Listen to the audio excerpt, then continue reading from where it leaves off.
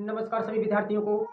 आज मैं आपको जो चैप्टर का एक कंसेप्ट है, जब कोई धन अपने का ए बटा बी गुना हो जाता है, इस प्रकार के सवालों को आप 15 से 20 सेकंड के अंदर लगा सकते हैं। किस प्रकार से? जैसे आपका पहले सवाल में कह रहा है, कोई धन साधारण ब्याज की वार्षिक दर से 5 वर्ष में अपने का 3/2 गुना हो जाता है। ब्याज की वार्षिक दर ज्ञात कीजिए। क्योंकि यहाँ पर आपको समय दिया हुआ है सवाल में, वो 5 वर्ष दिया हुआ है। अब यहाँ पर आपको दिया हुआ है कितना गुना हो जाता है, 3/2 गुना हो जाता है। कि अपने आप का क्या लिखा है, अपने आप का 3/2 गुना हो जाता है। तो अपने आप का, आप अपने आप की बात क्या कर रहा है, नीचे जो होगा वो अपने आप का, मतलब पहले अगर वो 2 था तो मतलब हमारा जो मूलधन होगा वो 2 कितना हो गया है, 3 हो गया है। तो ऊपर जो हमको प्राप्त होगा वो हमेशा मिश्र धन प्राप्त होगा।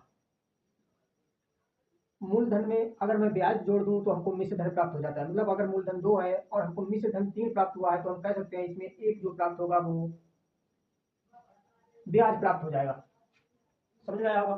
मतलब समय आपको 5 वर्ष है, ब्याज आपको 1 रुपया है, मिश्र धन आपको 3 रुपया दिया हुआ है और मूलधन आपको 2 रुपये। हाँ, नीचे हमको इस प्रकार के सवालों में जो भी संख्या मिलेगी उसको हम मूलधन मानेंगे, जो ऊपर गुना पर आधारित होंगे वहां पर 3 जो ऊपर होगा उसको हम मिश्र धन मानेंगे।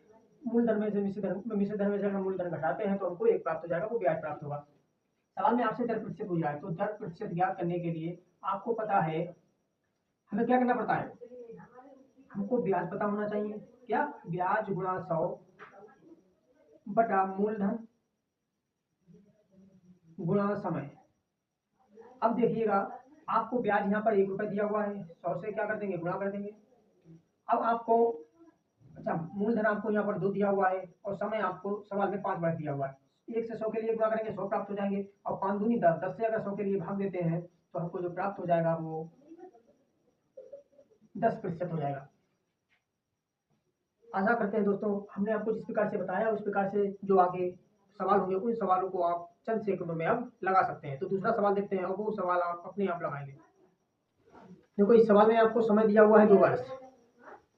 आपसे क्या कह रहा है, 11/10 गुना हो जाती है। तो मैंने आपको क्या बताया, 11/10 गुना हो जाती है। मतलब इनका अंतर करेंगे तो हमको ब्याज प्राप्त हो जाएगा, क्योंकि ऊपर में से धन, नीचे हमको मूलधन प्राप्त हो जाएगा। और दर ज्ञात करने के लिए हमको क्या क्या जरूरत पड़ती है, एक तो ब्याज, क्योंकि ब्याज कितना मिलेगा, 1, 100 से हम गुणा कर देंगे। मूलधन हमें पता है नीचे वाला होगा, क्योंकि मैं आपको बता चुका हूँ।